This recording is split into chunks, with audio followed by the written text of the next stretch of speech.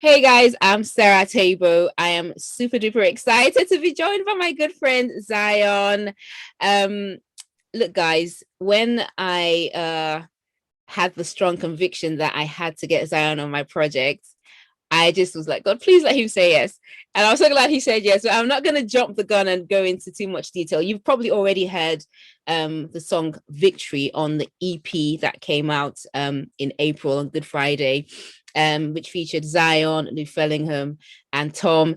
And now the album itself, Restored, is out, and Victory is obviously on the album. As with all the other songs that have features, yay! As with all the other songs that have features, I'm just having a sit down, a chat with all the features, talk about our experiences and also bring you into the process that we went through in creating the song. So you get to understand the backstories, the tears, the pains, the joys, the whole shebang. So welcome, Zahyón. Hi, everyone. Thanks for coming onto the project and thanks for jumping onto Zoom with me this evening. Before we actually started recording, I was saying to you how my favorite song of yours is Calvary of all time. I actually love Not Today Satan as well. To be fair, sometimes when something silly happens in the house, I'm just going, Not Today Satan. Literally. Oh wow, thank I love you. that song. I love the way you went out of the box with the video as well. The Yeah. creativity on that song is really great.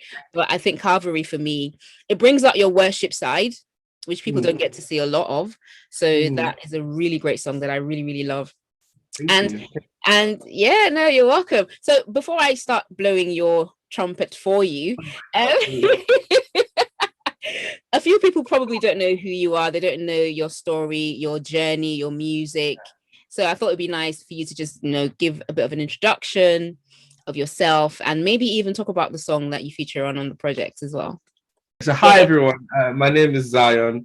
I'm a Manchester-based singer-songwriter. I've been in doing music for the best part of about 12 years. My beginning started in church, playing the drums actually, and then moved Ah, growing into the choir, and then music directing, and then writing for other people, and then writing for myself. And I got the confidence to write for myself. And I've been releasing music officially since 2017, which has allowed me the opportunity to meet people like Sarah Téibo and, perform in wonderful, great spaces and release music to the world. So, yeah. and be on And The Voice and meet Tom Jones and all of that. You missed all that juicy stuff. yeah, I think and then being the voice as well, get coached by Tom Jones. I think all of that is just really, really great. I think my journey with music has been very kind of like every stage has always been a learning opportunity for me to kind of grow and go to the next stage and the next level and the next level. But yeah, all that I say all that because I think everything kind of prepares you for the next thing. And then Sarah Téibo, who you have followed for years, messages you and say, "I'd like it to be on the track," and you're like, and she's like, "Oh, I really love it." You're like, "Why are you beg?" Like, I'm doing it. Like, why are you even asking? So yeah, I think it was one of the best things to get that invitation, to get a jump on the track. Also, the fact that it was a case of this is someone that knows or kind of hears. She heard, what's it called? I'm speaking like you're not here. You must have heard something and see where I might fit in this puzzle of this song. And I think I'm so grateful to be on to be on the track and to be able to sing on it. I remember I remember recording my session, over Zoom or FaceTime. Yeah, So with I was in FaceTime. Manchester, Yeah. in London, in COVID times, and it was very, very interesting. I've never done that before, where I was essentially recording my session, and then you were on the video chat, and I was asking you, "Is that okay? Should we do it again?" You were directing my vocal recording session. I think those kind of moments are just really, really beautiful. But yeah, I'm so grateful to be on the song, on a song that is so powerful and so informative and so empowering as well. I think yeah, it's been a joy. It's been a joy. No, it's been a joy having you, to be honest. And the interesting thing was when I wrote Victory, because I co-wrote it with a few friends from church, um, I literally recorded the first version of the song. It was just my voice. And it felt like it was missing something. Sometimes you write a song and you just feel like it's not just you I speak for myself, but you just feel like it's not just you who should be singing it. And Yeah. Victory was one of those songs that I felt I needed to bring more people on. I think it's because the song is a proclamation of what we get, what not what we get, what we find in God, you know, where our victory comes from. It's when we stand on his promises, what we kind of reap in, you know, as the harvest of the tears sometimes that we sow. Sometimes because the lyrics start with, mountains may stand before me, I may walk through valleys. So there might be seasons of fear, of anxiety, of tears, of uncertainty. Those are the seasons that we don't like to admit happen in life. And that was why I wanted to, as a matter of fact, when we started writing the song, there was a point where it felt a bit dark, and we're like, you know, we have to bring the brightness out of this song. Yes, we're trying to say things go wrong, but we want to highlight the victory that is literally around the corner. Because sometimes in our Christian spaces, we speak positivity, we preach prosperity, we talk about blessings, but the reality is life is full of ups and downs, and they come to all. 2020 has shown that these things come to all. I mean, even the way God created the earth, he made it such that there are hills and there are valleys. There are seasons of plenty and there are seasons of lack. There will be winter when all the leaves fall off the trees and they're completely bare. And then seasons when the flowers bloom. You know, and if the tree got angry and said, you know, I don't want to be a tree anymore because winter's coming and I'm going to be bare, you know, then nature would remind us, hold on a minute, not too long from now, things are going to turn around, you know, and the seasons are not as faithful as God. God is even more faithful than seasons that you can be guaranteed will keep coming around in circles or in cycles, you know. So I wanted to highlight the fact that through all the years and in every season, he is the living truth. He's our living hope. You know, he's absolutely the one that we can trust. And, you know, with the last 18 months that's transpired, we have seen many reasons to doubt, many reasons to fear, many reasons to give up. But I wanted to remind us that we have victory when we hold on to his promises. And I wanted it to be done with many other people, so we can just declare that word, declare that truth. And when the song came out, I mean, as an EP, obviously it's on the album, but when I put it out at Easter, I really wanted it to be in line with the Easter celebrations and the resurrection. And also it turned out at the time we were coming out, you know, just starting to come out of, you know, easing out of lockdown. So it was really a declaration of joy and, you know, celebration, new seasons, you know, turnarounds, breakthroughs, whatever you want to call it. But no, that was really the message. And I'm really glad that you know, you came on board and you did your thing, man. You totally did your thing. You brought that soulful tone. Thank you so much. Thank you so much. I think what's it called? There's something so special about writing from a place of providing light to a lot of darkness. I think the album Restored and the song Victory, they're all just linked together in the sense of providing hope in spaces that don't really feel hopeful, especially in the past few months, like you said, that we've been through collectively, globally as a people. I think it's just great to kind of showcase that, you know, we have everything that we need to kind of overcome is in us, and God gives us that strength and that ability. Victory is, I think, just from a sonic perspective, it's just up tempo, it's uplifting. You know, when the song matches the message, match the message. It's uplifting. You can't listen to that song and be in a rut and be sad and be down. That's the whole idea. I absolutely love hearing how it came about, and also just, you know, being on it myself and being able to share that with the world. I'm happy. And with lockdown, obviously, we had to be creative with, you know, being remote. So I'm going to say something that might make a few people be like, oh, really? But one of my pet peeves is, you know, these videos we did during lockdown where everyone was in a square. I really got tired of it after a while. I'm like, everyone is in a little box in a collage of videos. It was great for the first 5, right?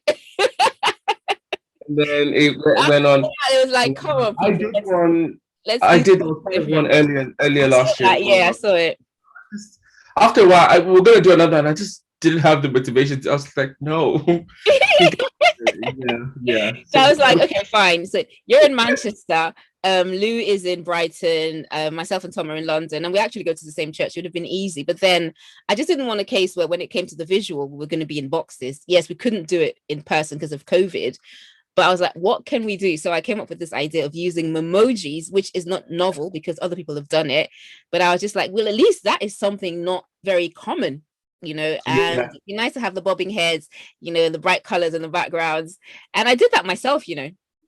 Oh wow, that's amazing. Yeah, I did it myself because I was going to, but then I found that every time I tried to explain what I wanted to do to people, the time I spent explaining it, I found myself actually saying exactly what needed to be done. So I was like, okay, then let me just if everyone I need to send me the emojis have an iPhone and they can send me what that was my first question was, do you have an iPhone? Yeah, great stuff. That's step one tick. If I just get your emoji, but it was really tedious because I had to literally record everyone's performances with the energy, with the bobbing heads, and you can only record 30 seconds worth of clips on the what's it called, on the Memoji thing. So all that I literally had to break it down into 30-second clips, and all the beaving and the layering and the background colors and the lyrics. It was a new skill, I think, for me, that actually, and I'm sure for many people, this season, this lockdown season has forced us to learn new skills, because we've presumably got more time on our hands. You're not going out, and if you're a creative, you've got things to do. You probably don't even have much money to do it anyway, so you just have to make do. And kinds of being an independent artist anyways, like you are innovating every day, because wherever the limitations are, you're finding ways to overcome those hoops. So and then lockdown added to that just gave you the time and the space to be able to do that. So I didn't know you did that yourself. That's a really, really brilliant job. I did. Well done. Thank you. As soon as I finished it, I one thing I didn't let my husband know I was doing it at all. I wanted to surprise him when I finished. So when I finished it, I showed it to him and I said, how much do you think I paid the guy who did this? And my husband first said, if I know you, if you really wanted to do this, you could have done it yourself. That was the first comment my husband made. Wow. I was like, no, I paid someone. How much did I pay? Tell me how much I would have paid. Tell me. I was like, I don't know. I was like, is it going to be £1,000? Can it be £200? He just came up with the number. I said, good. You need to pay me. Oh, wow. Yourself. I was like, yeah, I'm not surprised. He reminds me of my mom when I was a kid and I came back home with a report, like a grade. My mom would be like, yeah, cool. Like, yeah, that's what I expect. Yeah. It's like, but when you do bad, that's when you get a conversation. But if you get, if you do well, it's like, well, yeah. On to the next. Fetch water. What did you think you were gonna get? No, it's so cool. It's so cool. One fun thing I'd like to do with you real quick is a very quick game. Well, it's not really a game, so it's just like a trivia, because I don't know everything about you and vice versa. So what is a fun fact that if you said it today, people's jaws would drop about you that most people don't know? Yeah. A fun fact will probably be that I've been to 4 continents. 4 continents? That's pretty much the whole world. Well, there's so much more that I still haven't touched, but Africa, I was born in Africa, so I've been to Africa, America, so it's North America, the Europe, and Middle East or Asia. Oh, right. Where did you go in the Middle East or Asia? To Qatar. In Doha. That's Middle East. That's not. Is it Asia? It's Middle East, right? Middle East, but it's all Middle East is still in Asia, so it's not separate. But yeah. Oh, that's cool. Do you enjoy traveling then? Is that a thing that you normally do? Obviously, absolutely love traveling. I would literally not only ever travel, but sometimes my bank account doesn't match my aspiration. As with most people, trust me. And then COVID times now, so I'm not even trying anything. But I think I love traveling. I love experiencing cultures, food, music, nightlife, all that stuff. I think the world is so beautiful. Like, you only need to go on a train ride across anywhere. You see the plains and you see the what's it called, the greenery. All you need to do is be on a plane for an hour and you see the beauty of the earth from up there. It's so beautiful. And to think some people only ever experience just this much. Much of the world to explore and experience. God has created such a fascinating, beautiful world. Not everybody gets to experience it. So I love I love history, I love architecture, I love food, I love culture, I love all that stuff. So for me, it's like being able to experience another culture and say, oh, this is how you guys operate. And then you read the history and we figure out how they got there. And just seeing beautiful things that have got created, the seven wonders of the world, all that kind of stuff. It excites me. But, my bank account is like, hello. Hello, chill. Sit down where you are. You can only do it in bits. So I'm hoping that this music will allow me to travel. That's the goal. That's the thing. I'm sure your music will definitely take you places. I'm really trusting that happens. And to be honest, one of my what's it called now? Bucket lists or whatever? Bucket list, yeah. Is to do a road trip of Africa. Maybe not road trip, but definitely to travel through as many countries in Africa as possible. When I went to South Africa, one of my friends in Cape Town said to me that there is a road that goes all the way from Cape Town through to Cairo in Egypt, one straight road. So that is definitely something I'd love to explore. I know it's going to be dangerous and risky and adventurous and everything in between, but just traveling all the way from the south right through to the north, I'm sure it'll take months. I'm sure there'll be all sorts of immigration, maybe war zones to drive through, but that is fascinating. I didn't know that.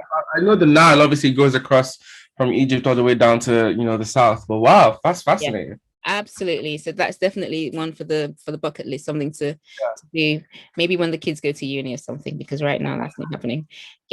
Story of my life. That's why I'd encourage you to travel as much as you can before because when they arrive, you're going to be properly tied to your to your home. No going anywhere.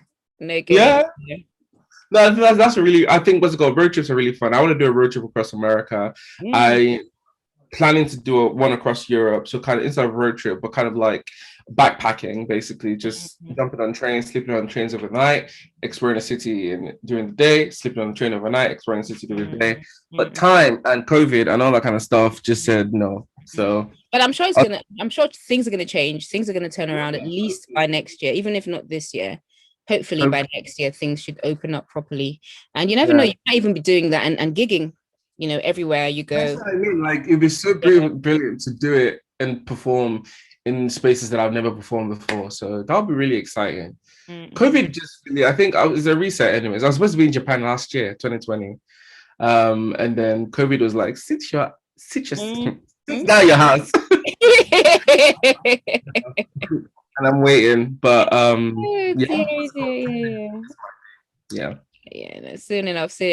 So just before we finish off, obviously the album is Restored, and the album is out now for everyone watching and listening. The album Restored, it's a worship album. It's an album full of songs that would help you press into God's presence and spend time of undiluted, unhurried worship in his presence, and hopefully be blessed and lifted and enriched through that process.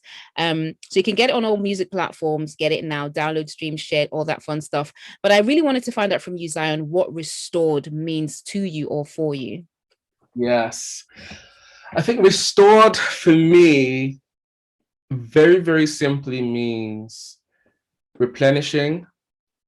It means bringing back what was lost, stolen, or taken away. In terms of the last year or two, so many people have lost family members, jobs, so many different things. So restored for me means everything that has gone, that has been lost, that has been taken away, replenishment, refilling. I think that's what it means for me. And such a very, very profound and timely album name and album title. Yeah, that's what it means to me. Awesome. Now, thank you so much, Zahyón. I'm gonna let you go because I know you've got so many things to do today. You literally squeezed me into a very tight schedule. So thank you so much. It's an absolute joy. But yes, Restored is out. Everybody go and download it wherever you listen to music, Spotify, Apple Music, Amazon, all that stuff. Restored is out today. Share it, add it to your playlists, share the links with people, and just let people know about it. It's a beautiful album and it's really, really positive. So go ahead and download it. Oh, thank you. What he said, guys, what he said. Thank you so much, Zahyón. Have a fantastic rest of your day. And thanks everyone for watching and for joining us. Zahyón, how can you be contacted on or reached on social media or any other platforms? Yes, I'm on all the socials, including TikTok. I'm trying. Oh, God, please. No, it's a whole different thing. But yes, it's Zahyón Official. That's Zahyón Official on Twitter, Instagram, Facebook, and TikTok. And yeah, Zahyón, if you search Zahyón on my website, same thing, zahyonofficial.com. I reply to messages. I follow people back. So give me a like, give me a follow, and hit me up. Awesome. Thank you so much, Zahyón. Thanks everyone as well for watching. Have a great rest of your day. Stay safe and God bless. Through all the years and in every season, you are the living truth. No more in fear, walking in our freedom, victory found in you. Through all the years and in every season, you are the living